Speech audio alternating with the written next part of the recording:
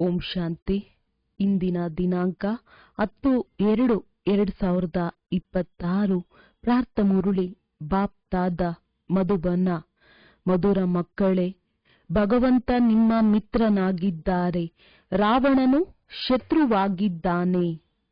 ಆದ್ದರಿಂದ ನೀವು ಖುದಾನನ್ನು ಪ್ರೀತಿ ಮಾಡುತ್ತೀರಿ ಮತ್ತು ರಾವಣನನ್ನು ಸುಡುತ್ತೀರಿ. ಪ್ರಶ್ನೆ: ಯಾವ ಮಕ್ಕಳಿಗೆ ಅನೇಕರ ಆಶೀರ್ವಾದಗಳು ಸ್ವತಃವಾಗಿ ಸಿಗುತ್ತಾ ಇರುತ್ತವೆ? ಉತ್ತರ: ಯಾವ ಮಕ್ಕಳು ನೆನಪಿನಲ್ಲಿದ್ದು ತಾವು ಪವಿತ್ರರಾಗುತ್ತಾರೆ ಮತ್ತು ಅನ್ಯರನ್ನು ತಮ್ಮ ಸಮಾನ ಮಾಡಿಕೊಳ್ಳುತ್ತಾರೆ, ಅವರಿಗೆ ಅನೇಕರ ಆಶೀರ್ವಾದ ಸಿಗುತ್ತದೆ. ಅವರು ಬಹಳ ಶ್ರೇಷ್ಠ ಪದವಿಯನ್ನು ಪಡೆಯುತ್ತಾರೆ. ತಂದೆಯು ನೀವು ಮಕ್ಕಳಿಗೆ ಶ್ರೇಷ್ಠರಾಗುವ ಒಂದೇ ಶ್ರೀಮತವನ್ನು ಕೊಡುತ್ತಾರೆ. ಮಕ್ಕಳೇ, ಯಾವುದೇ ದೇಹದಾರಿಯನ್ನು ನೆನಪು ಮಾಡದೆ ನನ್ನನ್ನು ನೆನಪು ಮಾಡಿ. ಗೀತೆ. ಕೊನೆಗೂ ಆ ದಿನ ಇಂದು ಬಂದಿತು. ಓಂ ಶಾಂತಿ. ಓಂ ಶಾಂತಿಯ ಅರ್ಥವನ್ನಂತೂ ಆತ್ಮಿಕ ತಂದೆಯು ಆತ್ಮಿಕ ಮಕ್ಕಳಿಗೆ ತಿಳಿಸಿದ್ದಾರೆ. ಓಂ ಎಂದರೆ ನಾನು ಆತ್ಮನಾಗಿದ್ದೇನೆ ಮತ್ತು ಇದು ನನ್ನ ಶರೀರವಾಗಿದೆ. ಆತ್ಮವು ಕಣ್ಣಿಗೆ ಕಾಣಿಸುವುದಿಲ್ಲ.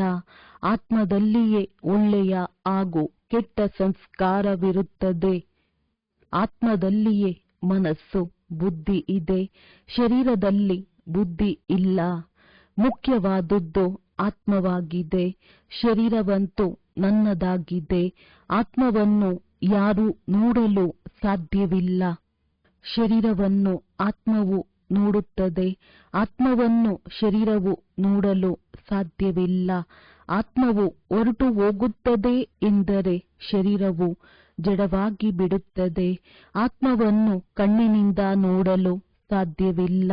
ಶರೀರವನ್ನು ನೋಡಲಾಗುತ್ತದೆ. ಹಾಗೆಯೇ ಆತ್ಮಕ್ಕೆ ಯಾವ ತಂದೆ ಇದ್ದಾರೆ, ಯಾರನ್ನು ಓ ಗಾಡ್ ಫಾದರ್ ಎಂದು ಹೇಳುತ್ತಾರೆ, ಅವರು ಸಹ ಸ್ಥೂಲ ಕಣ್ಣುಗಳಿಗೆ ಕಾಣುವುದಿಲ್ಲ. ಅವರನ್ನು ತಿಳಿದುಕೊಳ್ಳಬಹುದು, ಅನುಭವ ಮಾಡಲಾಗುತ್ತದೆ. ನಾವಾತ್ಮರೆಲ್ಲರೂ ಸಹೋದರರಾಗಿದ್ದೇವೆ. ಶರೀರದಲ್ಲಿ ಬಂದಾಗ ಇವರು ಸಹೋದರ ಸಹೋದರರು, ಇವರು ಸಹೋದರ ಸಹೋದರಿ ಎಂದು ಹೇಳುತ್ತಾರೆ. ಆತ್ಮಗಳ ರೂಪದಲ್ಲಿ ಎಲ್ಲರೂ ಸಹೋದರರಾಗಿದ್ದಾರೆ. ಆತ್ಮಗಳ ತಂದೆಯು ಪರಮಪಿತ ಪರಮಾತ್ಮನಾಗಿದ್ದಾರೆ. ದೈಹಿಕ ಸಹೋದರ ಸಹೋದರಿಯರು ಒಬ್ಬರು ಇನ್ನೊಬ್ಬರನ್ನು ನೋಡುತ್ತಾರೆ. ಆತ್ಮರ ತಂದೆಯು ಒಬ್ಬರೇ ಆಗಿದ್ದಾರೆ. ಅವರನ್ನು ನೋಡಲು ಸಾಧ್ಯವಿಲ್ಲ. ಆದ್ದರಿಂದ ಈಗ ಹಳೆಯ ಪ್ರಪಂಚವನ್ನು ಹೊಸದನ್ನಾಗಿ ಮಾಡಲು ತಂದೆಯು ಬಂದಿದ್ದಾರೆ. ಹೊಸ ಪ್ರಪಂಚ ಸತ್ಯಯುಗವಿತ್ತು. ಈಗ ಹಳೆಯ ಪ್ರಪಂಚ ಕಲಿಯುಗವಾಗಿದೆ. ಇದು ಈಗ ಪರಿವರ್ತನೆಯಾಗಬೇಕಾಗಿದೆ. ಹಳೆಯ ಪ್ರಪಂಚವಂತೂ ಸಮಾಪ್ತಿಯಾಗಬೇಕಲ್ಲವೇ? ಹಳೆಯ ಮನೆಯು ಸಮಾಪ್ತಿಯಾಗಿ ಹೊಸ ಮನೆಯಾಗುತ್ತದೆ ಎಲ್ಲವೇ? ಹಾಗೆಯೇ ಈ ಹಳೆಯ ಪ್ರಪಂಚವು ಸಮಾಪ್ತಿಯಾಗಬೇಕಾಗಿದೆ. ಸತ್ಯಯುಗದ ನಂತರ ತ್ರೇತ, ದ್ವಾಪರ, ಕಲಿಯುಗ. ಪುನಃ ಸತ್ಯಯುಗವು ಖಂಡಿತ ಬರಬೇಕಾಗಿದೆ. ವಿಶ್ವದ ಚರಿತ್ರೆ ಭೂಗೋಳವು ಪುನರಾವರ್ತನೆಯಾಗುವುದು. ಸತ್ಯಯುಗದಲ್ಲಿ ದೇವಿ ದೇವತೆಗಳ ರಾಜ್ಯವಿರುತ್ತದೆ. ಸೂರ್ಯ ವಂಶಿ ಮತ್ತು ಚಂದ್ರ ವಂಶಿ. ಲಕ್ಷ್ಮೀ ನಾರಾಯಣರ ರಾಜಧಾನಿಗೆ ಸೂರ್ಯವಂಶಿ ಎಂತಲೂ, ರಾಮ ಸೀತೆಯರ ರಾಜಧಾನಿಗೆ ಚಂದ್ರವಂಶಿ ಎಂತಲೂ ಹೇಳಲಾಗುತ್ತದೆ. ಇದು ಸಹಜವಲ್ಲವೇ? ಮತ್ತೆ ದ್ವಾಪರ ಕಲಿಯುಗದಲ್ಲಿ ಅನ್ಯ ಧರ್ಮದವರು ಬರುತ್ತಾರೆ. ಯಾವ ದೇವತೆಗಳು ಪವಿತ್ರರಾಗಿದ್ದರೋ ಅವರು ಅಪವಿತ್ರರಾಗಿ ಬಿಡುತ್ತಾರೆ. ಇದಕ್ಕೆ ರಾವಣ ರಾಜ್ಯವೆಂದು ಹೇಳಲಾಗುತ್ತದೆ. ರಾವಣನನ್ನು ವರ್ಷ ವರ್ಷವೂ ಸುಡುತ್ತಾ ಬರುತ್ತಾರೆ. ಆದರೆ ಸುಟ್ಟು ಹೋಗುವುದೇ ಇಲ್ಲ. ಮತ್ತೆ ಮತ್ತೆ ಸುಡುತ್ತಿರುತ್ತಾರೆ. ರಾವಣನು ಎಲ್ಲರಿಗಿಂತ ದೊಡ್ಡ ಶತ್ರುವಾಗಿದ್ದಾನೆ. ಆದ್ದರಿಂದ ಅವನನ್ನು ಸುಡುವ ಪದ್ಧತಿ ಇದೆ. ಭಾರತದ ನಂಬರ್ 1 ಶತ್ರು ಯಾರು? ಮತ್ತೆ ನಂಬರ್ 1 ಮಿತ್ರನು ಸದಾ ಸುಖ ಕೊಡುವವರು ಖುದಾ ಆಗಿದ್ದಾರೆ. ಖುದಾನಿಗೆ ದೋಸ್ತ್ ಎಂದು ಹೇಳುತ್ತಾರಲ್ಲವೇ? ಇದರ ಮೇಲೆ ಒಂದು ಕಥೆಯೂ ಇದೆ ಅಂದಾಗ ಖುದಾನು ದೋಸ್ತ್ ಅರ್ಥಾತ್ ಮಿತ್ರನಾಗಿದ್ದಾನೆ, ರಾವಣನು ಶತ್ರುವಾಗಿದ್ದಾನೆ. ಖುದಾ ದೋಸ್ತನನ್ನು ಎಂದು ಸುಡುವುದಿಲ್ಲ, ರಾವಣನು ಶತ್ರುವಾಗಿದ್ದಾನೆ. ಆದ್ದರಿಂದ 10 ತಲೆಗಳ ರಾವಣನನ್ನಾಗಿ ಮಾಡಿ ವರ್ಷವೂ ಸುಡುತ್ತಾರೆ. ನಮಗೆ ರಾಮರಾಜ್ಯ ಬೇಕೆಂದು ಗಾಂಧೀಜಿಯೂ ಹೇಳುತ್ತಿದ್ದರು. ರಾಮರಾಜ್ಯದಲ್ಲಿ ಸುಖ, ರಾವಣ ರಾಜ್ಯದಲ್ಲಿ ದುಃಖವಿದೆ. ಇದನ್ನು ಯಾರು ಕುಳಿತು ತಿಳಿಸುತ್ತಾರೆ? ಪತಿತ ಪಾವನ ತಂದೆ ಶಿವನು ತಂದೆ, ಬ್ರಹ್ಮನು ದಾದಾ ಆಗಿದ್ದಾರೆ. ತಂದೆಯು ಯಾವಾಗಲೂ ಬಾಪ್ ದಾದಾ ಎಂದು ಸಹಿ ಮಾಡುತ್ತಾರೆ. ಪ್ರಜಾಪಿತ ಬ್ರಹ್ಮನೂ ಸಹ ಎಲ್ಲರ ತಂದೆಯಾದರು. ಇವರಿಗೆ ಆಡಮ್ ಎಂತಲೂ ಹೇಳಲಾಗುತ್ತದೆ. ಅವರಿಗೆ ಗ್ರೇಟ್ ಗ್ರೇಟ್ ಗ್ರ್ಯಾಂಡ್ ಫಾದರ್ ಎಂತಲೂ ಹೇಳಲಾಗುತ್ತದೆ. ಮನುಷ್ಯ ಸೃಷ್ಟಿಯಲ್ಲಿ ಪ್ರಜಾಪಿತನಾದರು. ಪ್ರಜಾಪಿತ ಬ್ರಹ್ಮನ ಮೂಲಕ ಬ್ರಾಹ್ಮಣರನ್ನು ರಚಿಸಲಾಗುತ್ತದೆ. ಮತ್ತೆ ಬ್ರಾಹ್ಮಣರೇ ದೇವತೆಗಳಾಗುತ್ತಾರೆ. ದೇವತೆಗಳು ಕ್ಷತ್ರಿಯರು, ವೈಶ್ಯ, ಶೂದ್ರರಾಗಿ ಬಿಡುತ್ತಾರೆ. ಇವರಿಗೆ Prajapita Brahma great great grand father ಎಂದು ಹೇಳಲಾಗುತ್ತದೆ. ಮನುಷ್ಯ ಸೃಷ್ಟಿಗೆ ಹಿರಿಯ ಪ್ರಜಾಪಿತ ಬ್ರಹ್ಮನಿಗೆ ಎಷ್ಟೊಂದು ಮಕ್ಕಳು ಇದ್ದಾರೆ. ಬಾಬಾ ಬಾಬಾ ಎಂದು ಹೇಳುತ್ತಿರುತ್ತಾರೆ. ಇವರು ಸಾಕಾರ ತಂದೆಯಾಗಿದ್ದಾರೆ. ಶಿವನು ನಿರಾಕಾರ ತಂದೆಯಾಗಿದ್ದಾರೆ. ಪ್ರಜಾಪಿತ ಬ್ರಹ್ಮನ ಮೂಲಕ ಹೊಸ ಮನುಷ್ಯ ಸೃಷ್ಟಿಯನ್ನು ರಚಿಸುತ್ತಾರೆಂದು ಗಾಯನವಿದೆ. ಈಗ ನಿಮ್ಮದು ಇದು ಹಳೆಯ ಪೊರೆಯಾಗಿದೆ. ಪತಿತ ಪ್ರಪಂಚ ರಾವಣನ ಪ್ರಪಂಚವಾಗಿದೆ. ಈಗ ರಾವಣನ ಆಸುರಿ ಪ್ರಪಂಚವು ಸಮಾಪ್ತಿಯಾಗಿ ಬಿಡುವುದು. ಅದಕ್ಕಾಗಿಯೇ ಈ ಮಹಾಭಾರತ ಯುದ್ಧವಿದೆ. ಮತ್ತೆ ಸತ್ಯಯುಗದಲ್ಲಿ ಈ ರಾವಣ ಶತ್ರುವನ್ನು ಯಾರು ಸುಡುವುದೇ ಇಲ್ಲ, ರಾವಣನಿರುವುದೇ ಇಲ್ಲ. ರಾವಣನೇ ದುಃಖದ ಪ್ರಪಂಚವನ್ನಾಗಿ ಮಾಡಿದ್ದಾನೆ. ಇಲ್ಲಿ ಯಾರ ಬಳಿ ಬಹಳಷ್ಟು ಹಣವಿದೆಯೋ, ದೊಡ್ಡ ದೊಡ್ಡ ಮೆಹಲುಗಳಲ್ಲಿದ್ದಾರೆಯೋ ಅವರು ಸ್ವರ್ಗದಲ್ಲಿದ್ದಾರೆ ಎಂದಲ್ಲ. ತಂದೆಯು ತಿಳಿಸುತ್ತಾರೆ, ಬಲೆ ಯಾರ ಬಳಿಯಾದರೂ ಕೋಟಿಗಳಿರಬಹುದು, ಆದರೆ ಇದೆಲ್ಲವೂ ಮಣ್ಣು ಪಾಲಾಗುವುದು. ಹೊಸ ಪ್ರಪಂಚದಲ್ಲಿ ಮತ್ತೆ ಹೊಸ ಗಣಿಗಳಿರುತ್ತವೆ. ಆದ್ದರಿಂದ ಹೊಸ ಪ್ರಪಂಚದ ಮೆಹಲು ಇತ್ಯಾದಿಗಳನ್ನು ಕಟ್ಟಿಸುತ್ತಾರೆ. ಈ ಹಳೆಯ ಪ್ರಪಂಚವು ಈಗ ಸಮಾಪ್ತಿಯಾಗುವುದಿದೆ. ಮನುಷ್ಯರು ಸದ್ಗತಿಗಾಗಿ ಭಕ್ತಿ ಮಾಡುತ್ತಾರೆ. ನಮ್ಮನ್ನು ಪಾವನ ಮಾಡಿ. ನಾವು ವಿಕಾರಿಗಳಾಗಿ ಬಿಟ್ಟಿದ್ದೇವೆ. ವಿಕಾರಿಗಳಿಗೆ ಪತಿತರೆಂದು ಹೇಳಲಾಗುತ್ತದೆ. ಸತ್ಯಯುಗದಲ್ಲಿ ಇರುವುದೇ ಸಂಪೂರ್ಣ ನಿರ್ವಿಕಾರಿಗಳು. ಅಲ್ಲಿ ಮಕ್ಕಳು ಯೋಗಬಲದಿಂದ ಜನ್ಮ ಪಡೆಯುತ್ತಾರೆ. ಅಲ್ಲಿ ವಿಕಾರವಿರುವುದಿಲ್ಲ. ದೇಹಾಭಿಮಾನವಾಗಲಿ ಕಾಮಕ್ರೋಧವಾಗಲಿ ಪಂಚವಿಕಾರಗಳೇ ಇರುವುದಿಲ್ಲ. ಆದ್ದರಿಂದ ಅಲ್ಲಿ ಎಂದು ರಾವಣನನ್ನು ಸುಡುವುದಿಲ್ಲ. ಇಲ್ಲಿ ರಾವಣ ರಾಜ್ಯವಿದೆ. ಈಗ ತಂದೆಯು ತಿಳಿಸುತ್ತಾರೆ, ನೀವು ಪವಿತ್ರರಾಗಿ. ಈ ಪತಿತ ಪ್ರಪಂಚವು ಸಮಾಪ್ತಿಯಾಗಲಿದೆ. ಅಂದಾಗ ಯಾರು ಶ್ರೀಮತದಂತೆ ಪವಿತ್ರರಾಗಿರುವರೋ ಅವರೇ ತಂದೆಯ ಮತದಂತೆ ನಡೆದು ವಿಶ್ವದ ರಾಜಧಾನಿಯ ಆಸ್ತಿಯನ್ನು ಪಡೆಯುತ್ತಾರೆ. ಈ ಲಕ್ಷ್ಮೀನಾರಾಯಣರ ರಾಜ್ಯವಿತ್ತಲ್ಲವೇ? ಈಗಂತೂ ರಾವಣ ರಾಜ್ಯವಾಗಿದೆ. ಇದು ಸಮಾಪ್ತಿಯಾಗುವುದು. ಸತ್ಯಯುಗಿ ರಾಮರಾಜ್ಯವು ಸ್ಥಾಪನೆಯಾಗುತ್ತದೆ. ಸತ್ಯಯುಗದಲ್ಲಿ ಬಹಳ ಕೆಲವರೇ ಮನುಷ್ಯರಿರುತ್ತಾರೆ. ರಾಜಧಾನಿಯು ದೆಹಲಿಯಾಗಿರುತ್ತದೆ. ಅಲ್ಲಿ ಲಕ್ಷ್ಮೀ ನಾರಾಯಣರ ರಾಜ್ಯವಿರುತ್ತದೆ. ದೆಹಲಿಯು ಸತ್ಯಯುಗದಲ್ಲಿ ಫರಿಸ್ತಾನವಾಗಿತ್ತು.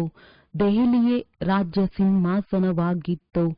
ರಾವಣ ರಾಜ್ಯದಲ್ಲಿಯೂ ದೆಹಲಿಯೇ ರಾಜಧಾನಿಯಾಗಿದೆ. ರಾಮ ರಾಜ್ಯದಲ್ಲಿಯೂ ಇದೇ ರಾಜಧಾನಿಯಾಗಿರುತ್ತದೆ. ಆದರೆ ರಾಮ ರಾಜ್ಯದಲ್ಲಂತೂ ವಜ್ರ ವೈಡೂರ್ಯಗಳ ಮೆಹಲುಗಳಿತ್ತು, ಅಪಾರ ಸುಖವಿತ್ತು. ಈಗ ತಂದೆಯು ತಿಳಿಸುತ್ತಾರೆ, ನೀವು ವಿಶ್ವದ ರಾಜ್ಯವನ್ನು ಕಳೆದುಕೊಂಡಿದ್ದೀರಿ. ಪುನಃ ನಾನು ನಿಮಗೆ ಕೊಡುತ್ತೇನೆ. ನೀವು ನನ್ನ ಮತದಂತೆ ನಡೆಯಿರಿ. ಶ್ರೇಷ್ಠರಾಗಬೇಕೆಂದರೆ ಕೇವಲ ನನ್ನನ್ನು ನೆನಪು ಮಾಡಿ, ಮತ್ಯಾವುದೇ ದೇಹದಾರಿಯನ್ನು ನೆನಪು ಮಾಡಬೇಡಿ. ತನ್ನನ್ನು ಆತ್ಮನೆಂದು ತಿಳಿದು ತಂದೆಯಾದ ನನ್ನನ್ನು ನೆನಪು ಮಾಡಿದರೆ ತಮೋಪ್ರಧಾನರಿಂದ ಸತೋಪ್ರಧಾನರಾಗುತ್ತೀರಿ. ನೀವು ನನ್ನ ಬಳಿಗೆ ಬಂದು ಬಿಡುತ್ತೀರಿ. ನನ್ನ ಕೊರಳಿನ ಮಾಲೆಯಾಗಿ ನಂತರ ವಿಷ್ಣುವಿನ ಮಾಲೆಯಾಗುತ್ತೀರಿ. ಮಾಲೆಯಲ್ಲಿ ಮೇಲೆ ನಾನು ಇದ್ದೇನೆ, ನಂತರ ಇಬ್ಬರು ಬ್ರಹ್ಮ ಸರಸ್ವತಿ ಇದ್ದಾರೆ. ಅವರೇ ಸತ್ಯಯುಗದ ಮಹಾರಾಜ ಮಹಾರಾಣಿಯಾಗುತ್ತಾರೆ. ನಂತರ ಯಾರು ನಂಬರ್ ವಾರ್ ಸಿಂಹಾಸನದ ಮೇಲೆ ಕುಳಿತುಕೊಳ್ಳುವರೋ ಅವರ ಮಾಲೆ ಇದೆ. ನಾನು ಭಾರತವನ್ನು ಈ ಬ್ರಹ್ಮ ಸರಸ್ವತಿ ಮತ್ತು ಬ್ರಾಹ್ಮಣರ ಮೂಲಕ ಸ್ವರ್ಗವನ್ನಾಗಿ ಮಾಡುತ್ತೇನೆ. ಯಾರು ಪರಿಶ್ರಮ ಪಡುವರೋ ಅವರದ್ದೇ ಮತ್ತೆ ನೆನಪಾರ್ಥವಾಗುತ್ತದೆ. ಪರಮಧಾಮದಲ್ಲಿ ರುದ್ರಮಾಲೆ, ನಂತರ ಸತ್ಯಯುಗದಲ್ಲಿ ವಿಷ್ಣುವಿನ ಮಾಲೆಯಾಗುತ್ತದೆ. ರುದ್ರಮಾಲೆಯು ಆತ್ಮಗಳ ಮಾಲೆಯಾಗಿದೆ ಮತ್ತು ವಿಷ್ಣುವಿನ ಮಾಲೆಯು ಮನುಷ್ಯರ ಮಾಲೆಯಾಗಿದೆ. ಆತ್ಮಗಳಿರುವ ಸ್ಥಾನವು ನಿರಾಕಾರ ಪರಮಧಾಮವಾಗಿದೆ. ಅದಕ್ಕೆ ಬ್ರಹ್ಮಾಂಡವೆಂದು ಹೇಳುತ್ತಾರೆ. ಆತ್ಮವೇನು ಅಂಡಾಕಾರವಾಗಿಲ್ಲ, ಆತ್ಮವು ಬಿಂದು ಮಾದರಿಯಾಗಿದೆ. ನಾವೆಲ್ಲ ಆತ್ಮರು ಆ ಮಧುರ ಮನೆಯ ನಿವಾಸಿಗಳಾಗಿದ್ದೇವೆ. ತಂದೆಯ ಜೊತೆ ನಾವಾತ್ಮಗಳಿರುತ್ತೇವೆ. ಅದು ಮುಕ್ತಿಧಾಮವಾಗಿದೆ. ಮನುಷ್ಯರೆಲ್ಲರೂ ಮುಕ್ತಿಧಾಮಕ್ಕೆ ಹೋಗಬೇಕೆಂದು ಬಯಸುತ್ತಾರೆ. ಆದರೆ ಯಾರೊಬ್ಬರೂ ಹಿಂತಿರುಗಿ ಹೋಗಲು ಸಾಧ್ಯವಿಲ್ಲ. ಎಲ್ಲರೂ ಪಾತ್ರದಲ್ಲಿ ಬರಲೇಬೇಕಾಗಿದೆ. ಅಲ್ಲಿಯವರೆಗೆ ತಂದೆಯು ನಿಮ್ಮನ್ನು ತಯಾರು ಮಾಡುತ್ತಿರುತ್ತಾರೆ. ನೀವು ತಯಾರಾಗಿ ಬಿಟ್ಟರೆ ಮತ್ತೆ ಯಾರೆಲ್ಲ ಆತ್ಮರಿದ್ದಾರೆಯೋ ಅವರೆಲ್ಲರೂ ಬಂದು ಬಿಡುವರು. ನಂತರ ಸಮಾಪ್ತಿ. ನೀವು ಹೋಗಿ ಹೊಸ ರಾಜ್ಯದಲ್ಲಿ ರಾಜ್ಯಭಾರ ಮಾಡುತ್ತೀರಿ. ನಂತರ ನಂಬರ್ ವಾರ್ ಚಕ್ರವು ನಡೆಯುವುದು. ಕೊನೆಗೂ ಆ ದಿನ ಇಂದು ಬಂದಿತು ಎಂಬುದನ್ನು ಗೀತೆಯಲ್ಲಿ ಕೇಳಿದ್ದೀರಲ್ಲವೇ? ನಿಮಗೆ ತಿಳಿದಿದೆ, ಭಾರತವಾಸಿಗಳೆಲ್ಲರೂ ಈಗ ನರಕವಾಸಿಗಳಾಗಿದ್ದಾರೆ. ಅವರೇ ಪುನಃ ಸ್ವರ್ಗವಾಸಿಗಳಾಗುತ್ತಾರೆ. ಉಳಿದೆಲ್ಲ ಆತ್ಮರು ಶಾಂತಿಧಾಮದಲ್ಲಿ ಹೊರಟು ಹೋಗುವರು. ಬಹಳ ಕಡಿಮೆ ತಿಳಿಸಿಕೊಡಬೇಕು. ತಂದೆ ಮತ್ತು ಆಸ್ತಿ. ಆತ್ಮಕ್ಕೆ ಆಸ್ತಿಯು ಸಿಕ್ಕಿಬಿಡುತ್ತದೆ. ಈಗ ತಂದೆಯು ತಿಳಿಸುತ್ತಾರೆ, ನಾನು ಅದೇ ರಾಜ್ಯವನ್ನು ಪುನಃ ಸ್ಥಾಪನೆ ಮಾಡುತ್ತೇನೆ. ನೀವು 84 ಜನ್ಮಗಳನ್ನು ಭೋಗಿಸಿ ಈಗ ಪತಿತರಾಗಿ ಬಿಟ್ಟಿದ್ದೀರಿ. ರಾವಣನು ಪತಿತರನ್ನಾಗಿ ಮಾಡಿದ್ದಾನೆ. ಮತ್ತೆ ಯಾರು ಪಾವನ ಮಾಡುತ್ತಾರೆ? ಭಗವಂತ. ಯಾರಿಗೆ ಪತಿತ ಪಾವನನೆಂದು ಹೇಳುತ್ತೀರಿ? ಹೇಗೆ ನೀವು ಪತಿತರಿಂದ ಪಾವನರು, ಪಾವನರಿಂದ ಪತಿತರಾಗುತ್ತೀರಿ? ಅದೆಲ್ಲ ಚರಿತ್ರೆ, ಭೂಗೋಳವು ಪುನರಾವರ್ತನೆಯಾಗುವುದು. ಈ ವಿನಾಶವು ಇರುವುದೇ ಇದಕ್ಕಾಗಿ. ಬ್ರಹ್ಮನ ಆಯಸ್ಸು ಶಾಸ್ತ್ರಗಳಲ್ಲಿ 100 ವರ್ಷಗಳಿವೆ ಎಂದು ಹೇಳುತ್ತಾರೆ. ಇವರು ಬ್ರಹ್ಮನಾಗಿದ್ದಾರೆ. ಇವರಲ್ಲಿ ತಂದೆಯು ಕುಳಿತು ಆಸ್ತಿಯನ್ನು ಕೊಡುತ್ತಾರೆ. ನಂತರ ಇವರ ಶರೀರವು ಬಿಟ್ಟು ಹೋಗುವುದು. ಆತ್ಮಗಳಿಗೆ ಆತ್ಮಗಳ ತಂದೆಯು ಕುಳಿತು ತಿಳಿಸಿಕೊಡುತ್ತಾರೆ. ಮನುಷ್ಯರನ್ನು ಪಾವನ ಮಾಡಲು ಸಾಧ್ಯವಿಲ್ಲ. ದೇವತೆಗಳೆಂದು ವಿಕಾರದಿಂದ ಜನ್ಮ ಪಡೆಯುವುದಿಲ್ಲ. ಪುನರ್ಜನ್ಮವನ್ನಂತೂ ಎಲ್ಲರೂ ತೆಗೆದುಕೊಳ್ಳುತ್ತಾ ಬರುತ್ತಾರಲ್ಲವೇ. ಅದೃಷ್ಟವು ಬೆಳಗಲಿ ಎಂದು ತಂದೆಯು ಎಷ್ಟು ಚೆನ್ನಾಗಿ ತಿಳಿಸುತ್ತಾರೆ. ತಂದೆಯು ಬರುವುದೇ ಮನುಷ್ಯ ಮಾತ್ರರ ಅದೃಷ್ಟವನ್ನು ಬೆಳಗಿಸಲು, ಏಕೆಂದರೆ ಎಲ್ಲರೂ ಪತಿತ ದುಃಖಿಯಾಗಿದ್ದಾರೆ. ತ್ರಾಹಿ ತ್ರಾಹಿ ಎನ್ನುತ್ತಾ ವಿನಾಶವಾಗಿ ಬಿಡುತ್ತಾರೆ. ಆದ್ದರಿಂದ ತಂದೆಯು ತಿಳಿಸುತ್ತಾರೆ, ತ್ರಾಹಿ ತ್ರಾಹಿ ಎನ್ನುವುದಕ್ಕೆ ಮೊದಲೇ ಬೇಅದ್ದಿನ ತಂದೆಯಾದ ನನ್ನಿಂದ ಆಸ್ತಿಯನ್ನು ತೆಗೆದುಕೊಳ್ಳಿ. ಈ ಪ್ರಪಂಚದಲ್ಲಿ ಏನೆಲ್ಲವನ್ನು ನೋಡುತ್ತಿದ್ದೀರೋ ಇದೆಲ್ಲವೂ ಸಮಾಪ್ತಿಯಾಗಬೇಕಾಗಿದೆ. ಭಾರತದ ಉತ್ಥಾನ ಮತ್ತು ಪತನ ಇದರದ್ದೇ ಆಟವಾಗಿದೆ. ಸ್ವರ್ಗದಲ್ಲಿ ಯಾರು ಯಾರು ರಾಜ್ಯ ಮಾಡುತ್ತಾರೆ ಎಂಬುದನ್ನು ತಂದೆಯೇ ತಿಳಿಸುತ್ತಾರೆ. ಭಾರತದ ಉತ್ಥಾನವಿದ್ದಾಗ ದೇವತೆಗಳ ರಾಜ್ಯ, ಭಾರತದ ಪತನವೆಂದರೆ ರಾವಣ ರಾಜ್ಯವಾಗುತ್ತದೆ.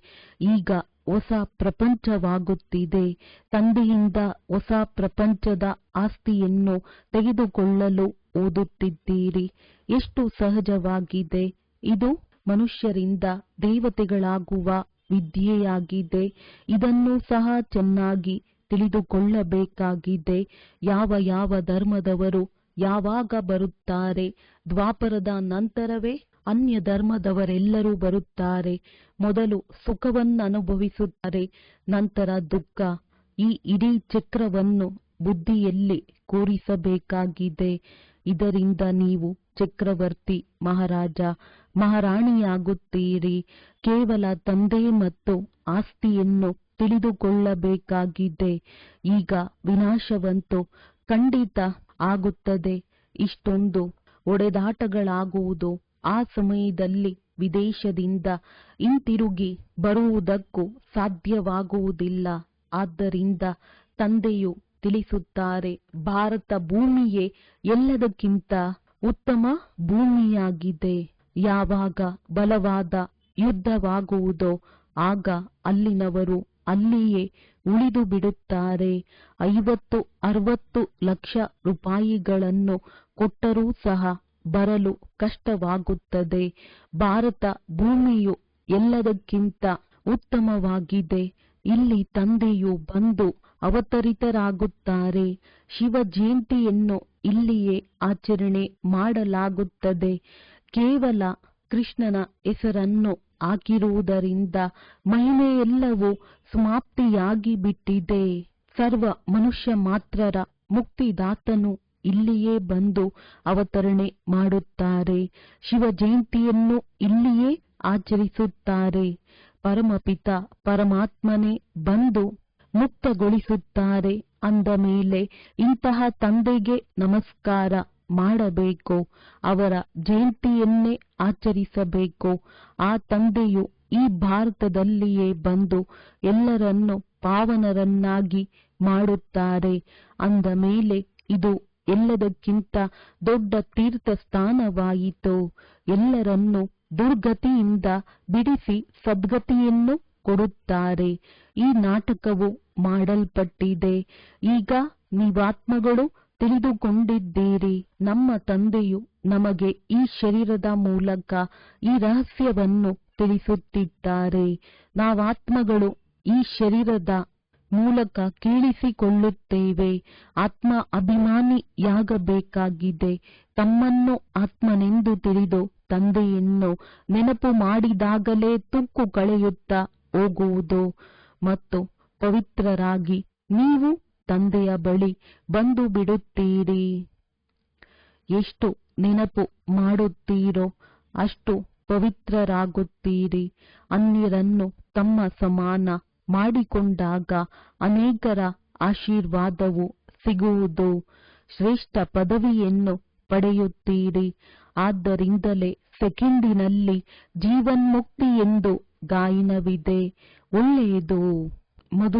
ಮಧುರಾತಿ ಮಧುರ ಅಗಲಿ ಹೋಗಿ ಮರಳಿ ಸಿಕ್ಕಿರುವ ಮಕ್ಕಳ ಪ್ರತಿ ಮಾತ್ಪಿತಾ ಬಾಪ್ ದಾದಾರವರ ನೆನಪು, ಪ್ರೀತಿ ಹಾಗೂ ಸುಪ್ರಭಾತ. ಆತ್ಮಿಕ ಮಕ್ಕಳಿಗೆ ಆತ್ಮಿಕ ತಂದೆಯ ನಮಸ್ತೆ. ಧಾರಣೆಗಾಗಿ ಮುಖ್ಯ ಸಾರ.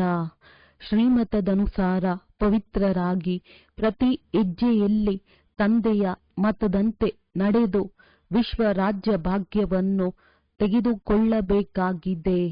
ತಂದೆಯ ಸಮಾನ ದುಃಖಹರ್ತ ಸುಖಕರ್ತನಾಗಬೇಕಾಗಿದೆ. ಮನುಷ್ಯರಿಂದ ದೇವತೆಗಳಾಗುವ ಈ ವಿದ್ಯೆಯನ್ನು ಸದಾ ಓದುತ್ತಿರಬೇಕಾಗಿದೆ. ಎಲ್ಲರನ್ನೂ ತಮ್ಮ ಸಮಾನ ಮಾಡಿಕೊಳ್ಳುವ ಸೇವೆ ಮಾಡಿ ಆಶೀರ್ವಾದವನ್ನು ಪ್ರಾಪ್ತಿ ಮಾಡಿಕೊಳ್ಳಬೇಕಾಗಿದೆ. ವರದಾನ: ಕಲ್ಯಾಣದ ವೃತ್ತಿ ಹಾಗೂ ಶುಭಚಿಂತಕ ಭಾವದ ಮೂಲಕ ವಿಶ್ವ ಕಲ್ಯಾಣಕ್ಕೆ ನಿಮಿತ್ತರಾಗುವಂತಹ ತೀವ್ರ ಪುರುಷಾರ್ಥಿ ಭವ. ಯಾರು ಎಲ್ಲರ ಬಗ್ಗೆ ಕಲ್ಯಾಣದ ವೃತ್ತಿ ಹಾಗೂ ಶುಭಚಿಂತಕ ಭಾವವನ್ನಿಡುತ್ತಾರೆಯೋ ಅವರೇ ತೀವ್ರ ಪುರುಷಾರ್ಥಿ ಆಗಿದ್ದಾರೆ. ಬಲೆ ಯಾರಾದರೂ ಮತ್ತೆ ಮತ್ತೆ ಬೀಳಿಸಲು ಪ್ರಯತ್ನಿಸಲಿ, ಮನಸ್ಸನ್ನು ಏರುಪೇರು ಮಾಡಲಿ, ವಿಘ್ನ ರೂಪವೇ ಆಗಿರಲಿ, ಆದರೂ ಸಹ ಅವರ ಬಗ್ಗೆ ತಮ್ಮಲ್ಲಿ ಸದಾ ಶುಭಚಿಂತಕನ ಅಡೋಲ ಭಾವವಿರಲಿ. ಮಾತಿನ ಕಾರಣ ಭಾವನೆಯು ಬದಲಾಗಬಾರದು. ಪ್ರತಿಯೊಂದು ಪರಿಸ್ಥಿತಿಯಲ್ಲಿ ವೃತ್ತಿ ಹಾಗೂ ಭಾವವು ಯಥಾರ್ಥವಾಗಿ ಇದ್ದರೆ ತಮ್ಮ ಮೇಲೆ ಅದರ ಪ್ರಭಾವ ಬೀರುವುದಿಲ್ಲ.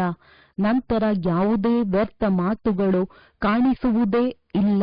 ಸಮಯವು ಉಳಿತಾಯವಾಗುವುದು. ಇದೇ ವಿಶ್ವ ಕಲ್ಯಾಣಕಾರಿಯ ಸ್ಥಿತಿಯಾಗಿದೆ.